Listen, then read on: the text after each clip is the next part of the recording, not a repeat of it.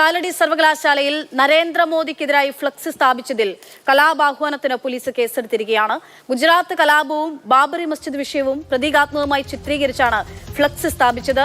കലോത്സവവുമായി ബന്ധപ്പെട്ടായിരുന്നു ഫ്ലക്സ് സ്ഥാപിച്ചത്. സ്നേഹമോൾ നൈനാൻ വിവരങ്ങൾ നൽകും. സ്നേഹ, ആരുടെ നേതൃത്വത്തിലാണ് ഈ ഫ്ലക്സ് സ്ഥാപിച്ചത്? എന്തിനെതിരായിട്ടുള്ള പ്രതിഷേധമാണ്? എന്തായിരുന്നു ഇതിൽ ആലേഖനം ചെയ്തത്? കേസെടുത്തിരിക്കുന്ന എത്ര പേർക്കെതിരെ? ഏത് വകുപ്പ് ചുമത്തി?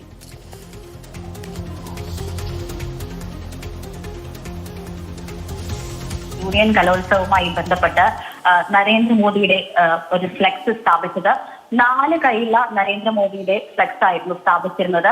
ഒരു കൈയിൽ ശൂലം കുത്തിയ അല്ലെങ്കിൽ ശൂലം കുത്തിയ ഭ്രൂണം, മറുകൈയിൽ മിനാറ്, മറ്റൊരു കൈയിൽ താമര, അടുത്ത 4ാമത്തെ കൈയിൽ കൊലക്കയറ് തുടങ്ങി 4 കൈയുള്ള നരേന്ദ്രമോദിയുടെ ചിത്രമായിരുന്നു സ്ഥാപിച്ചിരുന്നത്.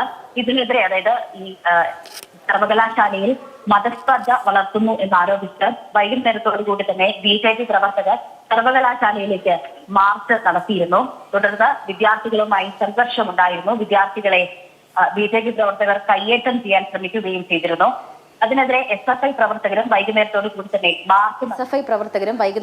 തന്നെ മാർച്ച് നടത്തിയിരുന്നു.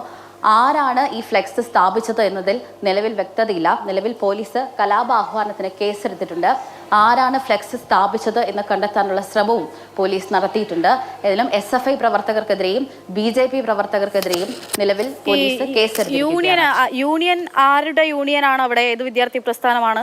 ഒപ്പം തന്നെ സ്വാഭാവികമായിട്ട് യൂണിയൻ അറിയില്ലേ ഈ ഫ്ലെക്സ് സ്ഥാപിച്ച ആരാണെന്ന്? കലോത്സവം നടത്തുന്ന യൂണിയന്റെ നേതൃത്വത്തിലാവില്ലേ?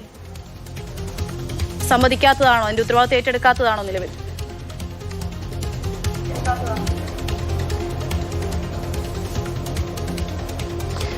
ഈ വിഷയത്തിൽ ആരാണ് ഫ്ലെക്സ് സ്ഥാപിച്ചത് എന്നതിൽ വ്യക്തതയില്ല എന്നാണ് കോളേജ് യൂണിയൻ അടക്കം പറയുന്നത്. SFI ആയിരുന്നു കോളേജിന്റെ ഭരണസ്ഥാനത്ത് ഉള്ളത്. SFI അടക്കം പറയുന്നത് ആരാണ് ഈ ഫ്ലെക്സ് സ്ഥാപിച്ചതെന്നതിൽ വ്യക്തതയില്ല എന്നതാണ്.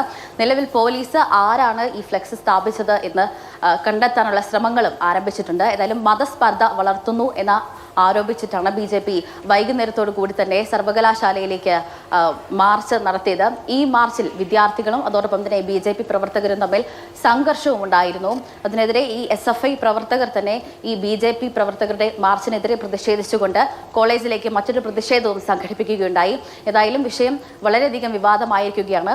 ഉടൻ തന്നെ കേന്ദ്ര ഏജൻസികളും ഇതിൽ തന്നെ ഇടപെട്ടിട്ടുണ്ട്. ആരാണ് ഈ ഫ്ലെക്സ് സ്ഥാപിച്ചത് എന്നറിയാൻ വേണ്ടി ഇടപെട്ടിട്ടുണ്ട് എന്ന് തന്നെയാണ് നിലവിൽ നമുക്ക് ലഭ്യമായ വിവരം. അക്ഷയ.